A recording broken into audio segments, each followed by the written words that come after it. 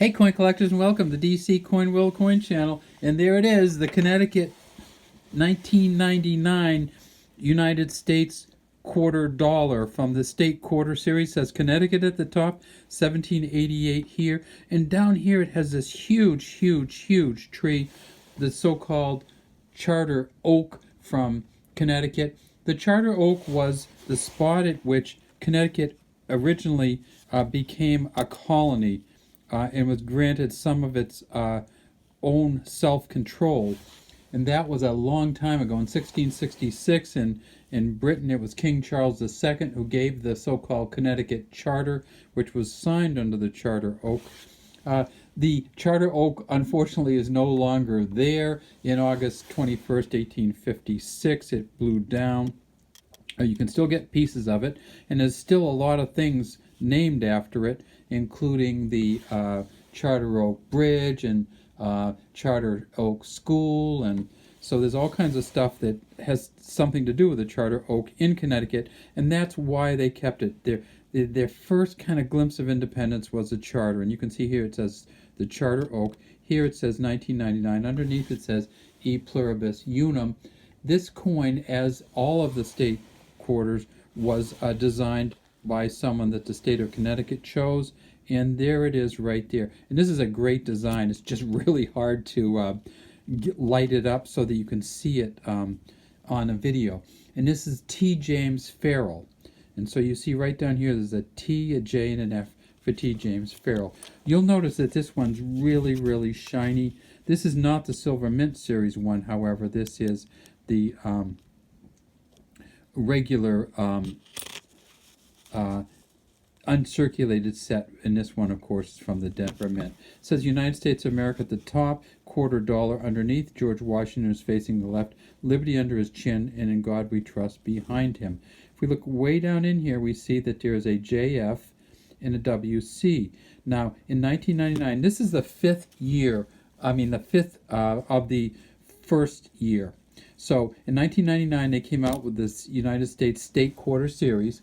The first one was Delaware, then Pennsylvania, New Jersey, then Georgia, and Connecticut was the fifth in line. When they came out with this, William Cousins changed the design up a little bit, and you can kind of see that on the front, right? You can see that this isn't the old version of the quarter. This is the newer version, and of course the old version of the quarter, here's a silver one, was this big old George Washington. Said liberty over him rather than underneath his chin. Said in God we trust in front of him rather than behind him. Had the year on the front, and then on the back it said United States of America, which they brought over. And you can see that if we flip it over, they wanted space to have the state, and they put the E Pluribus Unum from the on the bottom here rather than above the eagle's head, because there's no eagle on it. So this one's really shiny. It's from the uncirculated mint set version, but we also have the regular Denver Mint coin here. The uncirculated mint sets are great to have. They cost quite a bit more than a quarter, and so if you're going to get those, take care of them. This one we had actually got pulled out because the uncirculated mint set got ripped and kind of tore up when somebody was looking at it, actually when they were storing it somewhere apparently. So whenever we get one of those, we pull them out so we can kind of look at them. So this is a Philadelphia one. Here's the Denver one. At Philadelphia, they made 688 million. In Denver, they made 657 million. So there are plenty of these out there, 1.3 billion of them out there. They also made it in a San Francisco Mint set where they made 3.7 million, and that will have an S on it. And they made it in a Silver Mint set. This is the first year of the Silver Mint sets, and they made 804,000. Silver Mint set's the most expensive one. That's worth $20 or more. It has 3 or more just in silver. But because they only made 807,000 a Silver Mint set, that's a real expensive one. These are all, as you know, a copper nickel clad copper. You can see the copper on the inside.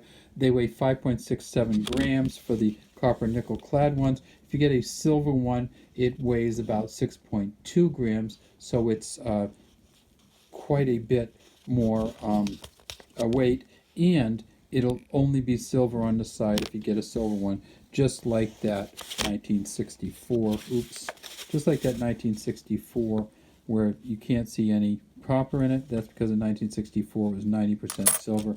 Well, the silver mint sets that they came out with in 1999 had a silver quarter, a silver half dollar, a silver dime, and then just a nickel, and a copper penny, copper zinc penny, actually. All right, so when we look at all of these, so there's going to be a P, a D, there's going to be a P and D of the uncirculated version. There's going to be an S uncirculated for San Francisco, and then there's going to be an S silver. So there's 1, 2, 3, 4, 5, 6 different ways that you can get the Connecticut quarter, and the only ones that are of real value are the silver ones. This one here, even though it was uncirculated, is only going to be worth about 80 cents to $1. These ones here are going to be worth a quarter. If you want to get a real expensive one, you have to get up to MS 65 or Mint State 65 before you even get to the $5, $6 mark. All right, that's all we have. Thanks for watching DC Coin World, and we'd love to have you subscribe to our channel and leave any comments you might have in the comment section.